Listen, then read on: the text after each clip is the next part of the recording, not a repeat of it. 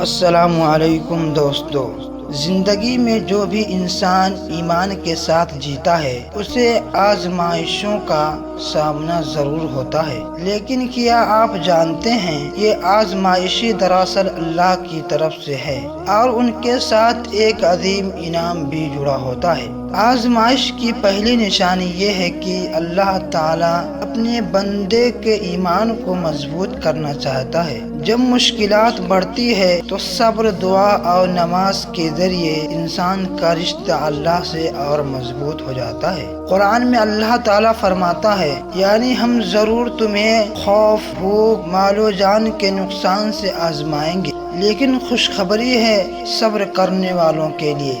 دوستو، ان آزمائشوں کے بعد اللہ تعالیٰ کا انعام یہ ہے کہ انسان کے گناہ معاف ہو جاتے ہیں، دل مضبوط ہو جاتا ہے اور اللہ دنیا و آخرت دونوں میں آسانی عطا کرتا ہے۔ یہ دراصل اللہ کی رحمت کا خاص دروازہ ہے جو صبر کے بعد کھلتا ہے۔